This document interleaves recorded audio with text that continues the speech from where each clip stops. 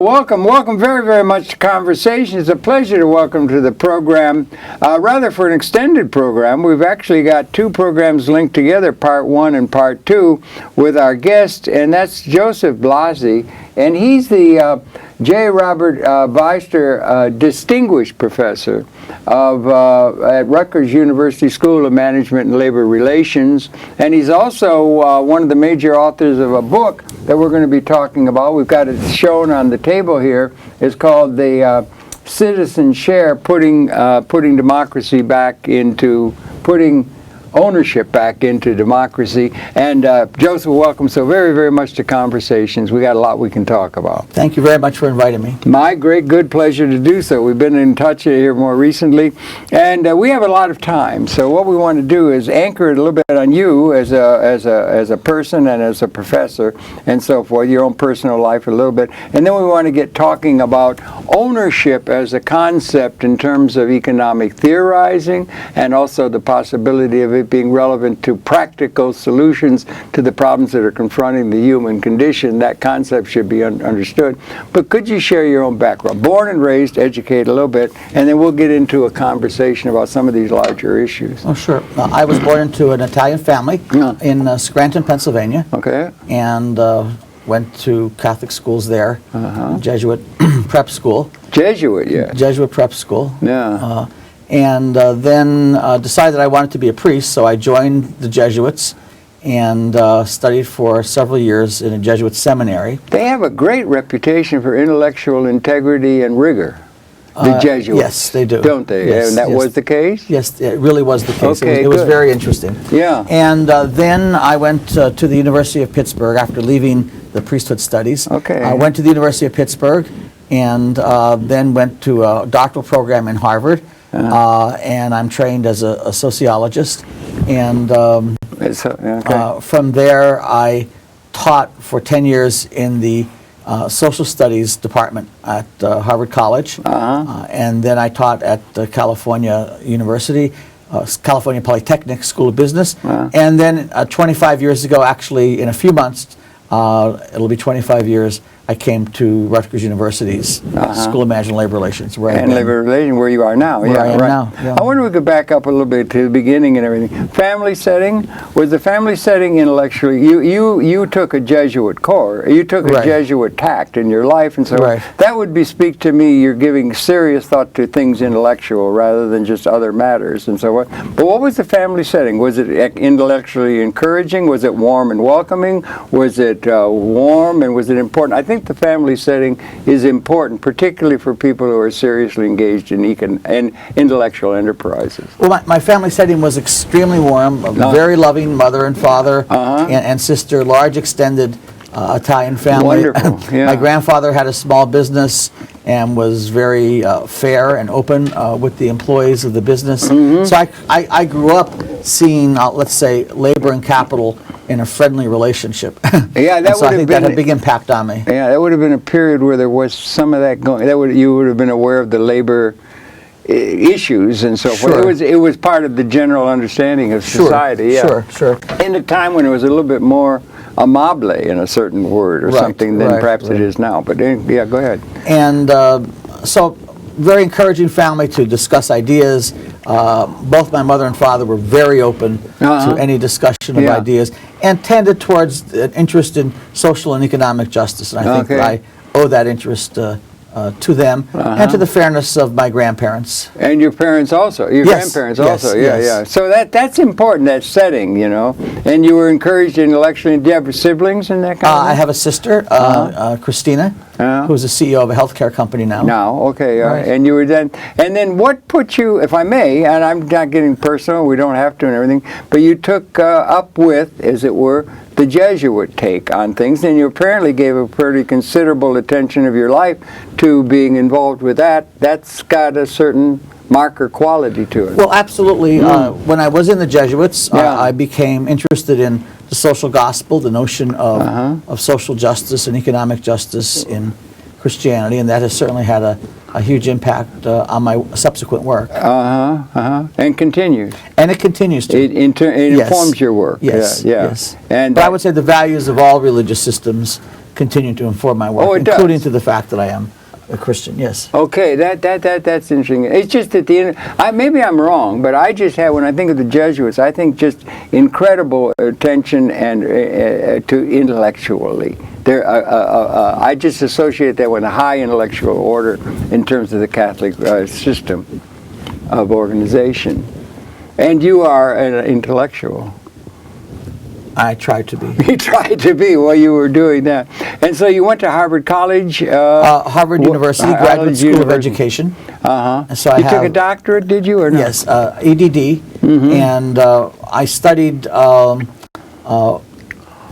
the sociology of organizations. Okay. And right. I became very interested subsequently in fair ways of organizing businesses. Okay, and that's become the focus of my work. Yeah, that's that justice thing seems to inform your consciousness. Right. Yeah. Okay. I think that's a good grounding. No? You're a lodestar. Yeah.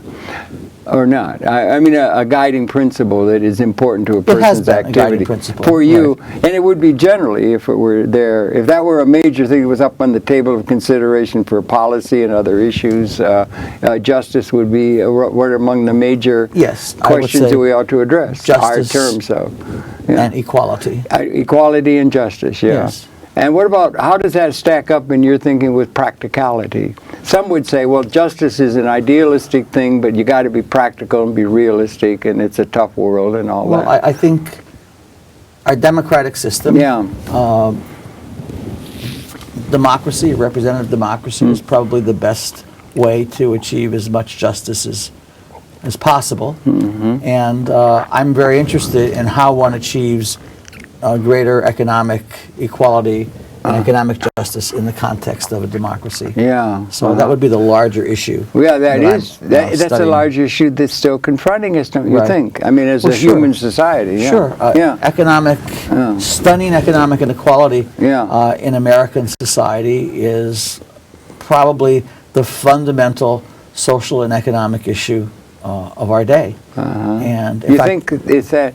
Okay. I think so. Okay, in fact, I think it's so fundamental that we risk returning to feudalism. Right? We tried to get away from English feudalism, lords and ladies controlling everything. We tried to get away from that, and we risk returning to the English feudalism that the American Revolution was trying to distance itself from. Right. And let me just give you some figures. Please do, some by figures, all means, if I can. Yeah, sure. Yeah. So you're talking about income inequality and wealth inequality. Yes, broader economic inequality. The top 5% of households in the United States control a half of all the wealth. Wait a minute, half? Half of all the wealth, top 5%. Yeah. The top 10% control 80% of all financial assets.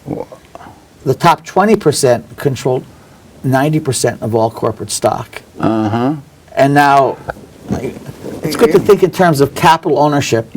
Capital are stocks, bonds, real estate, and such. And then capital income, the income that you get from capital ownership. For example, from stocks, you get dividend income. From bonds, you get interest income. So, for example, in 2011, 86% of all capital income, all dividends and interest and increases in the value of stocks and bonds and such, went to the top 10%. So 86% of all capital income went to the top 10%. 57% of all capital income went to the top 1% in 2011. And this is not an issue of party lines. So, for example, during the two Clinton administrations, the top 1% captured 45% of all the income growth in the economy. In President George Bush's administration, two administrations following President Clinton, the top 1% captured 57% of all income growth. Not so much of a difference. And so, as we know, the middle class is basically disappearing in the United States. Adjusted for inflation, since the 80s, wages have been flat. The only families in the United States that are gaining in wealth, adjusted for inflation, are the families that have capital income, that own stocks, bonds, own some property, and can have wealth because that property increases in value, or they get dividends and interest and other capital income rather from it. than just depending upon their wages for their labor input to production. Sure. I mean, I think we should say it very clearly that in America today, the fixed wage system that our parents and grandparents expected after World War I, several percent wage increases, adjusted for inflation every year so that their wealth increases. That system died after World War II. I was going to say World War II, yeah. The fixed wage system that would increase wealth for the average middle class family is dead. We had a 50, 60, 70-year period of incredible growth after the Second War, did we not? We absolutely did. Vastly expanding middle class, and it seemed to work, you know. But it's very important that one cannot become part of the middle class simply on wage income. Could we at that time, or in that figure, you had Walter Reuther, and you had the labor unions, you had Mr. Ford giving $5 a day to the workers, and this kind of thing would seem to be a working out of the thing within the paradigm that was all around at that time period after the Second World War. It seemed to be working for a lot of people, and if I may, they build up their net worth. Often it seems to me people would build up their net worth by being able to purchase. The only thing they had access to in any effective way was the residential property. They could buy a house for $5,000. In 5 years, it's worth $10,000. Their net worth could grow up because it was constantly increasing in value, was it not? Oh, absolutely. Well, yeah. But ultimately, as technology became a bigger part of American life, which is going almost exponential, which is growing exponentially now. I mean, we have factories which in the evening operate without supervisors and with a few small teams of workers. Oh, I don't think there's any doubt. And mostly machines. Yeah. The people who own the technology, the capital equipment, the automation, those are the people who will get the wealth and in the economy. And they are. And one can no longer expect, part of this is because of globalization. Part of it is because of the unfortunate decline of unions. One can no longer expect, simply through wage increases, to gain wealth. Okay, we live in a world essentially of 1 or 2% wage increases and 1 or 2% inflation. So they kind of cancel each other out, and you get a flat, flat system. You know, one of the main reasons why the middle class in the United States has been able to somehow maintain itself is because of women entering the workforce. That is true. If women did not enter the workforce, you know, after the 70s, second earning, the middle class would have be in a worse situation than it is right now. What has been the lot of the middle class through history? I mean, how does a middle class figure in historical terms? If we go back, let's say, begin with the Neolithic, and you begin to get civilization, and then you get Rome, and then you get hereditary families in Europe with feudalism and so forth. What the role of the middle class in the history of humankind in a civilized way? How can we read that big pattern and trends? Well, I don't think I can summarize. Bless you. I don't think I can summarize the big pattern. But generally speaking, the middle class broke out of feudalism by wanting to have a share of the economy and a share of economic growth. And also of capital, what we would call capital assets. And capital assets. More than we might think. Right, the right to be craftspeople, the right to own their own farms. I'm interested in how this applies to American history, for example. Yes, I know you are, yeah. So what our book, and the book was written with my colleagues, Richard Freeman from Harvard University, is an economist, and Douglas Kruse, a colleague economist from Rutgers University. What our book does is it looks at the history of the share idea, owning a share of the economy, the history of that idea from the American Revolution to today. Okay, and it may be a little bit different than some people think.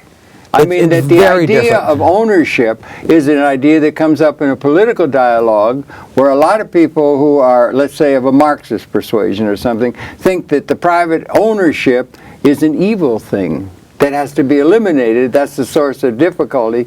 And yet the ownership is an important way in which income can be distributed to people and tracks the input of capital instruments to production in ratio with labor that is occurring exponentially in our own time, right? Sure. Or how does that all fit together? Well, sure. A classical Marxist perspective would say that private ownership is bad. Is that the same as when they talk about privatization of something that had been within the public sector, or when they have a critique against privatization in general? Well, I think it's very often dissident elements within the society are seeking justice. They deride the idea of private property because it's all owned by relatively few people. But I just, that question ought to be addressed. And is there a role for a democratic system of justice what's the role of a private property ownership stake on the part of the citizenry in terms of a just economic order, or is it to be just denied as being relevant in any justice terms? It's a big issue before us, is it not? Well, to answer your question, sure. A lot of people worry that privatization of public government functions might lead to the government selling these assets to their political favorites. I mean, that's an issue. It's a tangent. Okay, I don't want to. I'm sorry. I didn't mean to get you off track. I don't want to get off into that so much. Good. But your key question, which is what role could private ownership play in a functioning democracy and justice and equality in economic growth in that track? Let me talk about that. Yes, please. So the point of the book is that the founders of the American Revolution, many of them shared one key idea, which was that they wanted broad-based property ownership to be available to citizens. There was a lot of land. There was a lot of land. This has been called different ideas. It's been called the yeoman farmer idea in American history. Landed independence by a historian from Princeton.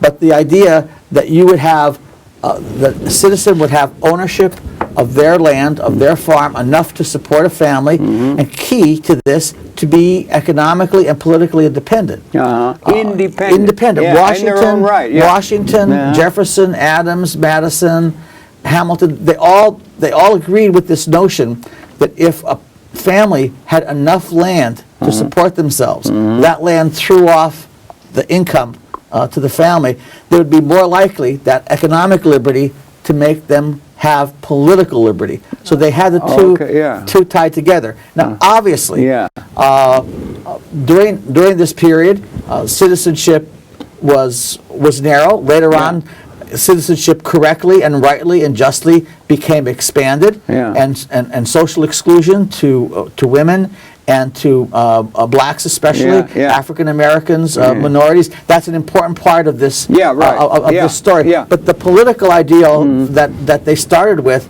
was very much central to this idea of broad-based property ownership. In fact, I think one can say, and we make this point in the book, that the key economic policy to address economic inequality by many of the founders, and I go through all of their writings in great detail, was broad-based property ownership. Right. And you know, there's an issue here because we hear from the Tea Party about the founders and the framers and such. And it is true that the founders and framers were interested in small government. They were interested in small government. And that they were interested in low taxes. They were interested in low taxes. And that they were suspicious of the control of elites. They were, because of what they saw in England. But oftentimes when the Tea Party discusses, and when the very conservative side of the Republican Party discusses the founders, sometimes they overlook the fact that they were also interested in broad-based property ownership. That was their solution to the problem of economic inequality. Now, they weren't socialists. They didn't want to have redistribution and divide everything up equally. Their view was that the government should strongly encourage this broad-based ownership of land so that families would be independent in their own right. Not a bad idea. Not a bad idea. Now, this idea was not just a generality. So for example, George Washington, when he became president, he found in the United States that the cod industry. It's the book opens with it. The cod industry was the fourth largest export industry in the U.S. It may be hard for us to appreciate today that in the late 1700s that we actually had a globalized market for big wooden barrels of salted cod. All right. And why did we have this? What? Because the Pope said that Catholics shouldn't eat meat on Friday in Europe, and we had this big cod fishery off the coast of New England and Canada. And this was a big industry. Sure, it was the fourth largest export of the United States. Fourth largest. Fourth largest. Okay, and during the American Revolution, the British went out of their way to destroy the cod industry for two reasons. Really? One is the sailors from the cod ships would double as the colonial navy, as the revolutionaries' navy. And secondly, they knew it was central to the colonial economy, and if the independence succeeded, it would be central to the new government, so they wanted to destroy it. And what was the structure of that economy? Didn't a lot of it go to a very democratic distribution of income and so forth within the cod industry, if I'm not mistaken? Well, sure. One thing about the cod industry in the colonies at this time is for over 150 years, they had broad-based profit sharing on all the cod boats and ships. So a boat would go out no matter whether it was a small crew or a large crew. In general, certainly off the coast of New England, they shared the profits on the entire catch. Well, that could be where you get 99% of the share goes to the people who own the boat, and 1% go and divide it up all the rest of the crew. But that wasn't the case in the cod industry in our country, was it? What was the reality? The reality was that there was broad-based profit sharing, so that one would get a share of the profits based on one's work on the ship. When the cod industry collapsed, President Washington asked Thomas Jefferson, who was then Secretary of State, to figure out a way to bring the industry back. And so what Jefferson did is he gave the equivalent of tax credits to cod fishermen. And what he said is, we're going to give you some tax credits. Every time a ship goes out, you'll receive essentially tax credits to compensate you for the tariffs, for the custom duties you're paying on the equipment that you need to run the cod ship. Well, the owners of the cod ships went to Washington and they said, just give us directly, just give the owners all these credits. That's not what Washington and Jefferson did. The law, essentially the first labor law that George Washington signed as president, and it was designed by Thomas Jefferson, said that these credits would go 5/8 to the crew and 3/8 to the owners of the ship. What's the dynamic in that figures that they put forth, our founding fathers? I mean, what does that mean in terms of a guide for the economic development? Well, we're going to get to that in a moment. What it means is that you want your tax policy to encourage broad-based shares of profits and ownership. So let me finish, however, this story. So President Washington signs this bill saying these tax credits that will go 5/8 to the crew and 3/8 to the owners when a ship goes out. But as a condition to get the tax credits, before the voyage, the captain and the crew must sign a contract where the captain and the owners agree to honor broad-based profit sharing on the catch of fish. And in fact, many of the lawsuits and court cases in American history for several decades had to do with debates over whether the captain was keeping his agreement and these kinds of things. So this is the first essentially labor law of the Washington administration, one of the first labor laws of the Washington administration. Now, they do a lot of other things that are very central to broad-based ownership. The Northwest Territory, the Northwest Ordinance, set aside a huge amount of land. These Northwest became essentially 5 Northwest states and part of Minnesota. A huge amount of land so that land could be acquired cheaply by settlers. Again, there was a lot of land. There was a lot of land. Some of which was stolen from some of the indigenous people, but that's another issue. This is another issue, and it's a very important issue. Because we're talking about justice. We can't talk about justice. We definitely have to keep this definitely have to keep this in mind. Yeah. The Louisiana Purchase, Yeah. Jefferson's idea was 1815. that it would create an empire of liberty Yeah. because there would be, again, land to encourage yeoman farmers and independent farmers. Yeah. Now, there was a blemish Yeah, on they the had Louisiana slavery Purchase. for one thing. Well, no. The blemish was that as the plantations in Virginia of the original colonies Yeah. were depleted. Depleted environmentally? Environmentally by Really? single crop agriculture. Oh. Some of those plantations moved into the Louisiana Purchase. Oh, I And so see. there was a blemish on the Yeah. Louisiana Purchase. The last big attempt to create a huge amount of land for families to have the capital and capital ownership and income necessary Homestead Act? for subsistence was the Homestead Act. 1862. 1862. Yeah. And President Lincoln signed that, and he said he was very much in favor of this broad-based ownership idea. James Madison, after his presidency, however, in the late 1820s, early 1830s, Yeah.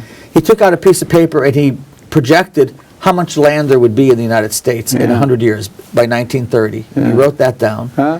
And then he projected what the population would be, and he divided one by the other. And what he found is that there wouldn't be enough land, in any way you could imagine it, to continue the yeoman farmer ideal. Wow. Because Jefferson would have favored the yeoman farmer thing. Yes. Yeah, yeah. And Madison said there wouldn't be enough land, so he wrote that you need to find some other way, to encourage this. Now this is very important because it comes back to the Homestead Act. Right. The Speaker of the House of Representatives, who managed the Homestead Act through the Congress for President Lincoln, was a guy named Galusha Grow, Republican Okay. from Pennsylvania. Okay. And after the Homestead Act was signed by the president, Grow said, you know what, we're going to run out of land. The future of this idea of broad-based property ownership is shares in corporations. All right. Because corporations have unlimited assets. Look Yeah. at Google. Yeah. Their physical assets, Right. the buildings and the Yeah, number of couple, acres they yeah, take up yeah. is not very much, Right, and yet right. they're worth hundreds of billions of dollars. So he said the future of this idea of broad-based ownership is in corporations. Incorporating the Industrial Revolution that was coming down the track like a locomotive. Right. Yeah, Shares of corporations for the employees and managers of corporations. And we tell the story in the book how from the Homestead Act right up to today, various industrialists and corporate leaders, key among them, for example, George Pillsbury, who founded the Pillsbury Mills in the late 1800s in Minnesota. William Cooper Proctor, who Procter & Gamble? For Procter & Gamble, he was not the founder, he was the grandson of the founder. And George Eastman, developing Kodak. the first high technology company, Kodak. Yeah. He invented the broad-based stock option idea that Is workers that at right? Google Is have. that right? Yes, Really? yes. Really? George Eastman developed this idea. Okay. And others who came to this idea at the end of his life.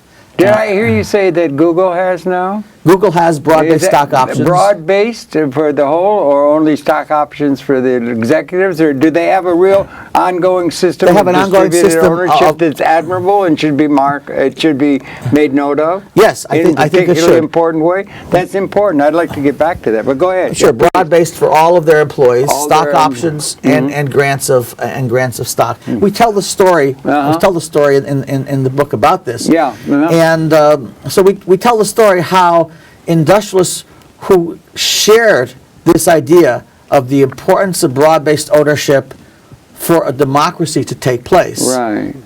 That you couldn't have a democracy unless you had these independent property-owning citizens. Okay, Philosopher okay. John Rawls talks about Rawls a is great, property-owning yeah. owning democracy, so Right. similar to this concept, although Rawls was a bit vague about it. So a lot of industrialists try to figure out ways to have profit-sharing, broad-based stock options, employee stock ownership of shares. Was that right through the Gilded Age and all of that? Right through the Gilded Age. But there seemed to be an awful lot of concentration of wealth in the Gilded Age and so Sure. forth, and it concentrated. It wasn't perfect. Well, these people were a minority. Yeah. The industrialists, and I said many of them are famous industrialists, they were a minority. A number of labor unions tried to figure out if you could establish employee-owned companies. Some of them succeeded at the time. Many of them failed. What Obviously, period of time are we talking about? Because we're going over in broad brush here. Sure. But, Right now, we're talking about the 1880s to the early 1900s, and this was a time in which there was enormous fighting between labor. Didn't you have a lot? And capital. And can we expand it out? It's really interesting, really, and I'm really glad the book is out. It's going to be read by many, and I think it's going to inform policy at a level that the political system needs to have in its quiver and everything. But this is also in a time that overlaps with or is part of what was like a Dickensian kind of view of things in England and other parts of the world, where the actual justice, was very lacking in terms of the masses of a whole lot of people that weren't being treated very well. Oh, absolutely. Out of the historical pattern that seems to have been the case throughout most all of human history. You'd have a few people living in a castle on the hill and everybody wallowing around in the mud. Absolutely. Serfs, you know. Sure. Yeah. This was a time so running in which, against that long-term example of what was the case sociologically and economically out of history. Sure, many of the factories and many of the tens of millions of workers did not have basic rights. Right. We didn't have basic limits on the number of hours worked or on child labor. I mean, there were really fundamental human rights issues in the workforce. And what happened is trade unions were under enormous pressure to fight for those issues, and they went and focused on these bread and butter issues. But it's very important to know that the first trade union grew out of a fight, partly over capital ownership and capital income. Spell it out for me, Dr. Blasi. So in some of the cases, in Philadelphia, for example, craftsmen who would train apprentices to become their own craftsmen. And remember, what was a craftsman? What was a candle maker? Well, I don't know. You'd be a shoemaker. You have a piece of leather. It'd take you 15 hours to make a pair of shoes. Now they knock them out with automatic robotic processes that do it by the thousands with nobody. I know, but at that time, many craftsmen, they owned their forge, their means of production, and they were property owners of their craft, and they shared all the profits. And so some craftsmen tried to create a kind of a factory system. Normally, what workers who were apprentices wanted was the craftsman. You teach me how to be a carpenter, and I could go off and become my own worker owner and profit sharing. But some craftsmen tried to bring groups of workers together, divide up the labor, and pay them less, and move to a wage system. Mr. Smith used to talk about pin manufacturing, if I'm not mistaken. Exactly. And some of the first unions in the United States grew as a rebellion against that. And some of them started worker cooperatives or worker-owned companies in order to rebel against this notion that the craft ownership would be taken from them. But what I want to emphasize, however, is that the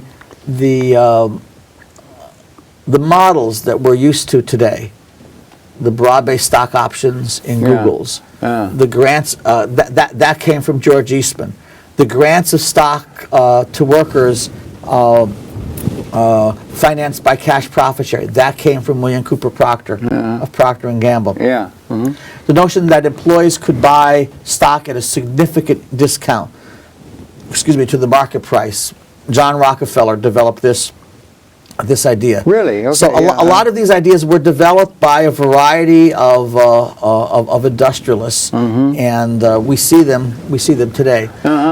So how does this all connect to inequality? Okay, at the beginning of our talk. A trend throughout all of that is that, particularly let's just say after 1776 and so forth, and the steam engine heralding an industrial revolution, there was a shift in the like if you had a guy making a pair of shoes, it took him 12 hours to make a pair of shoes. It was crafted, it was done, it was really done. But for mass production and the ability to have the growth of mass production and so forth that was coming to make possible a number of people that could be leading a civilized way of life was increasing all the time because of the productive gains overall of the overall operation of the economy and the ability to produce goods and services that could serve them in a way that historically hadn't been able to be managed or managed to be achieved. Sure. There was progress being made. Industrialization Collectively. Industrialization brought great economic progress. Right. But I think that and capability. and capability. Yeah. However, I believe that a basic dynamic has been changing for some decades. Okay, decades now we're talking about. Yes, and I think the person who noticed this best was this political economist, lawyer, investment banker, intellectual, Louis Kelso. Well, yeah, I love Louis Kelso. I know you've done some programs on on Kelso. Mm-hmm. Just a little background, Kelso was a San Francisco investment banker and political economist, former professor of law, and he wrote a book called The Capitalist Manifesto. With Mortimer Adler. With Mortimer Adler, our preeminent philosopher in many people's minds, a good, very respected great books philosopher. And everything, very, Right. Yeah. And Kelso's insight was that as automation increased, Which it is doing exponentially. Which it is doing Not only information technology, but robotics now are coming. Robotics are the way things are being made. Sure. His basic insight was that as capital equipment, automation, and technology did more of the production, Right. that workers would not be able to grow in wealth and have that economic liberty and independence just from their wages, that most of the wealth would accrue to those who owned the technology, the capital equipment, the innovative ideas. And that's exactly what has happened. Yeah, and if you trace that, the input, let's say in a ratio or an input or a percentage or something of, let's just say a division, labor input to production, the labor theory of value, or surplus labor theory of value, and the capital instruments, the ratio of that has just gone from, and he's got a chart at one point where he said 10% was something other than labor at the time of George Washington, and it went to where the real production capability of an automated system is maybe only 10% is anything other than capital instruments that are part of a private sector. And the wages input to that, we're being challenged by their labor input to production in normal terms, as has been understood, is under threat. Well, I think to put it in simple terms, that the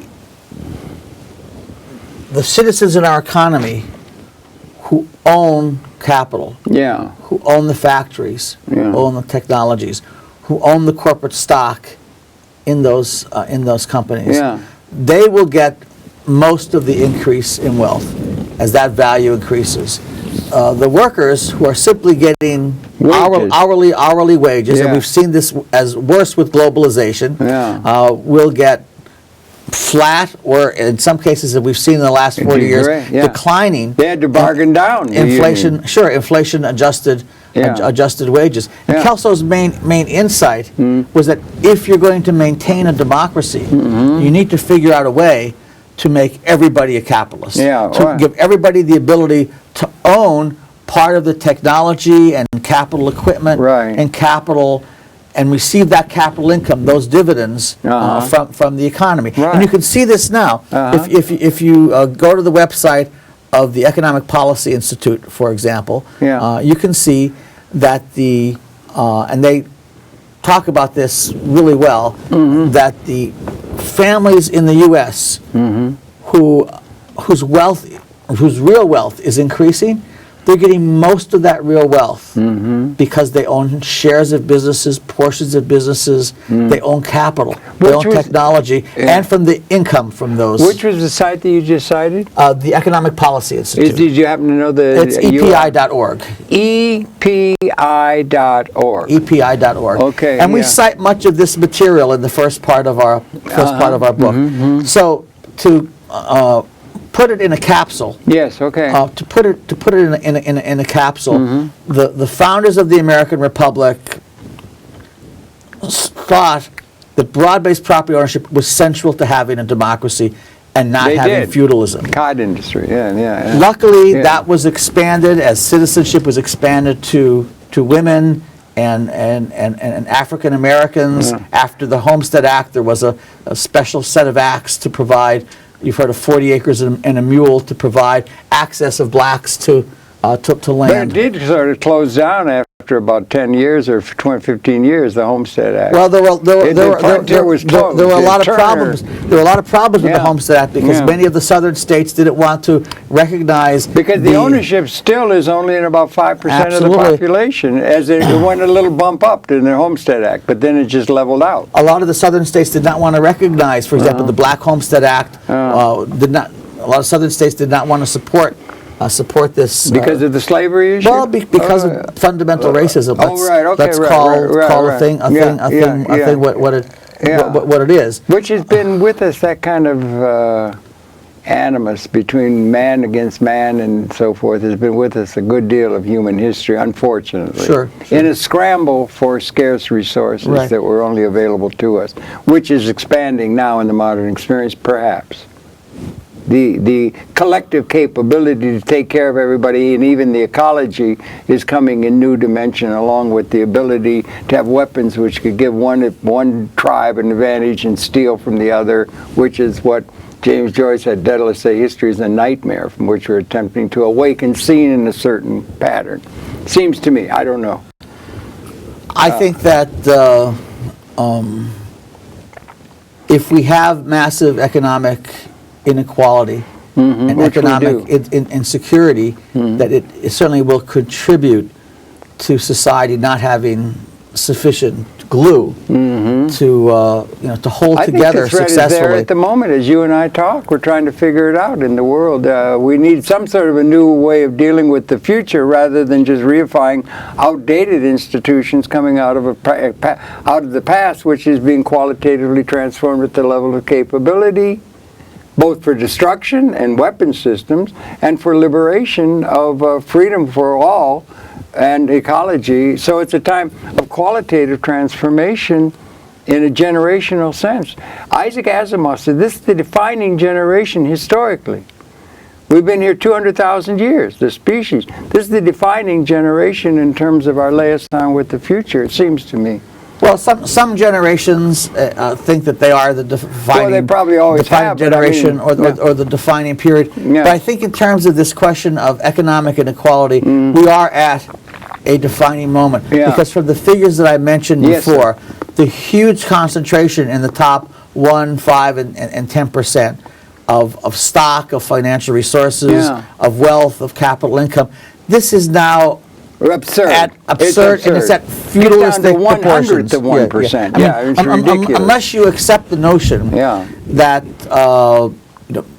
the bottom 90% of the population, which includes the middle class, the middle classes are lazy or not productive. That's just not true. For example, we know that productivity in corporations has been increasing enormously.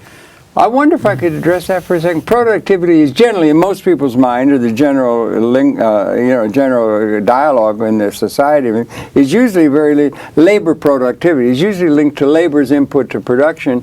Lewis liked to use the term productiveness of the overall economy, which brings in the productiveness of the capital instruments, but it's not linked to the labor and the labor theory of value. A lot of people on the left who are concerned with justice associate with the labor theory of value how important labor is, and labor is being diminished in terms of its input to production, which is a real problem because we don't have an alternate way of distributing demand.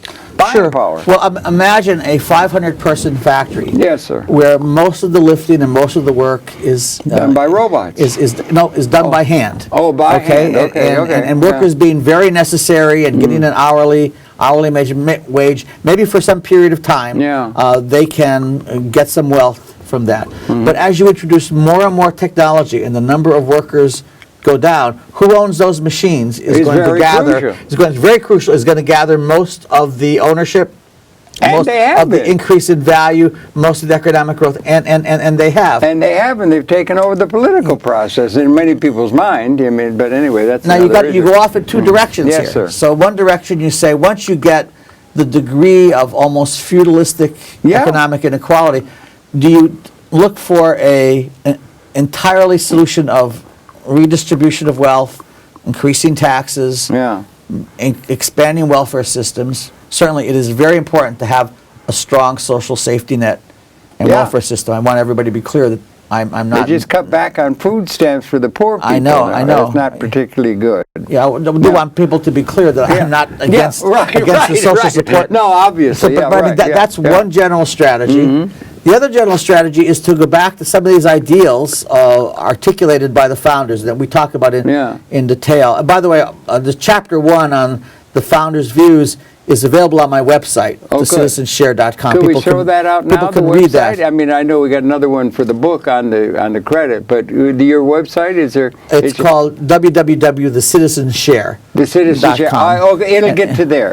It'll get to the first chapter. Yeah, and that's the website for the book that's just out now, and people are all recommended to get out to the store and get it. Yeah. So the founders' approach was not mainly a welfarist approach. What they were saying is, let's figure out ways for the government to encourage broad property ownership by citizens, to encourage the ability of citizens to acquire shares of the economy. At that time, they thought of land. Yeah.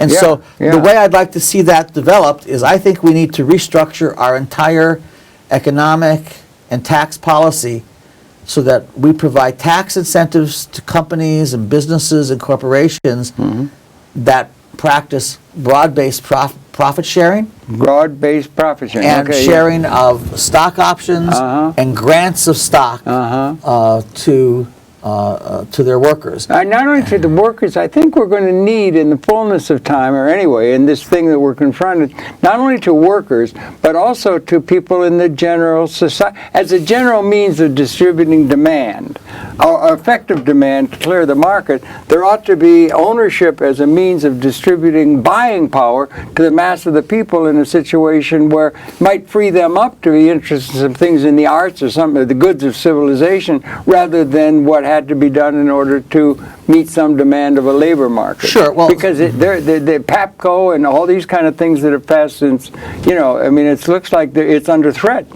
Sure, and this is possible. So it's not exactly what I'm thinking of. Oh, okay. But no. You'll see what I'm saying. I'm not disagreeing with you. Okay. It's not exactly what I'm thinking of, but the plan in Alaska, whereby, Senator Gravel had a more far-reaching plan to distribute the wealth from the Alaskan oil discoveries to Alaskan citizens. Yeah. That was cut back, and another plan came forward, which basically told the oil companies, you can drill in Alaska, you can get all that oil, but you need to share some of the profits with all the citizens of Alaska. And I think that the viewers might be interested in knowing that Governor Sarah Palin, obviously a very conservative Republican, supported and administered this system when she was governor. It's very popular in Alaska. Sure, it would be. Citizens get these checks. Yeah. You're talking about what would happen for citizens who don't get shares of profits and stock in corporations. So let's have to make it so you can spread that as well. Beyond, let's say, there's a thing called an ESOP. Right. Employee stock ownership, we're going to talk about that. But there's others too. There's residential. There's other systems that could be built on a system that could expand ownership generally and irrigate the entire society on the basis of credit extended to them to buy assets that'll pay for themselves out of the future earnings. Absolutely. Which is the logic of business finance, is it not? Sure. And this was a basic idea of Kelso. Kelso had two fundamental ways to deal with providing property ownership to lots of citizens, the citizen share, once you ran out of land. One of them was the ESOP, and one of them, for the moment, I'm just going to call, he didn't use this term, I'm going to call the citizens share ownership plan, just to use a general umbrella term. There were a number of different things there were a number of ones. Proposed, So let's just briefly talk about the ESOP. All right, by all means. Kelso's idea of the ESOP was that employees could buy their company if they set up a trust with their management. The trust borrowed money to buy the stock, and then with appropriate tax incentives, the loan was paid back through the earnings of the company. Well, okay, if I may. Yes. Charles de Gaulle, Harold Moulton argued that to stick to savings alone in terms of the investment that's going to be. Right. But the way it's been done is whoever had past savings could be collateralized in order to make an investment in an enterprise that's going to pay for itself out of its future earnings. Out of its future earnings. That's limited to the people who had past savings. Not people don't have bread on the table. They can't make that leap. But you can link it to the importance of the future earnings of an enterprise that could be insured through a casualty insurance system and so forth, Capital Diffusion Reinsurance Corporation, something like on that order, to make those safe as a way of bringing the people in on the logic of business finance. You make an investment, pay for itself out of its future earnings is what we have to come to somehow. Correct. Is it not? So, is it not? Yes, it is. It is. So when Donald Trump buys a casino, he doesn't reach into his pocket and buy it with cash. No, you got to get credit. That's creates all. a business plan, gets credit, and then pays the loan back out of the future earnings. Out of the future earnings, and then becomes the owner. But that's limited to the very few who have past savings. Sure, but I do want to emphasize something important that I do want the viewers to understand. Okay. In the early 1970s, Louis Kelso worked with Senator Russell Long. You may remember him as the famous Louisiana senator, chairman of the Senate Finance Committee. And they made the ESOP, the Employee Stock Ownership Plan, part of American law. So now groups of workers and their managers can create an employee stock ownership trust. It can borrow money from a bank if it has an appropriate business plan. Use this money to buy some or all the stock of a company, pay for it out of future earnings, and then those shares will be distributed to the workers. The important part of this is that the workers don't have to pledge their house or their savings as collateral. The collateral is the company itself. Or if you go back not only the house or the savings, they may not even manage to get a house, but they would be just saving the, they'd have to pledge the bread that's going to go into their children to let them not starve to death. I mean, that's how bad and how ruthless the system has been in terms of anybody being able to accumulate capital assets of a personal nature. Now here we're They're very limited what they can do. We're speaking in New York City where we have Wall Street.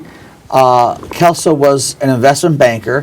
And he developed the ESOP as an investment banking solution to spread credit and spread capital ownership. The impact, just to focus on this, the impact of this ESOP law has been that we have almost 11 million citizens in the United States who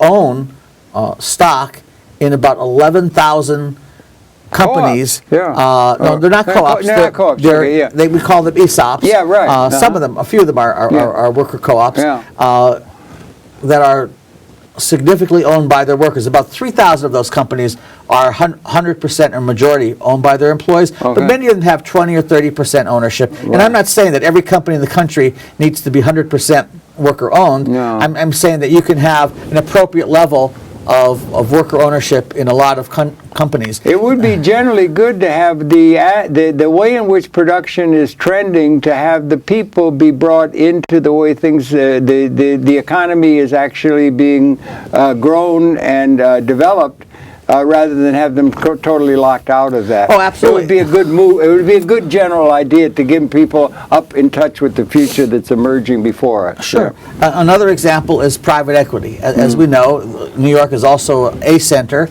of the private equity industry. Private equity firms have huge tax incentives for paying lower taxes for their capital gains and capital income. One of the things that I'd like to see is that when private equity firms acquire a company, a portfolio company, or sell a portfolio company, which they typically do after 5 or 6 or any number of years, that as a condition for receiving the tax benefits that they receive, that there be a broad-based employee ownership plan used in the acquisition and also used in the selling selling of the company. So there are a lot of practical policy ideas that we could get into them later. But we're gonna have another continuation of this program that'll air tomorrow or in the future. But go ahead.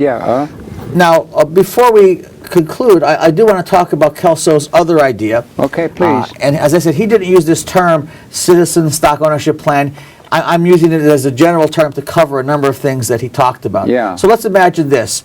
Let's imagine that we have people in our citizens serving in our armed forces, serving our country, that we have public sector employees, teachers, our firemen, policemen here in New York. How do they get capital ownership? They work for the state. I work for a state university. How do I get capital ownership? Well, one idea that Kelso had is that you could set up essentially citizen trusts, and these trusts would have professional managers, and they would borrow money to purchase. They would borrow money to build certain things. For example, they could build toll bridges. They could build toll roads.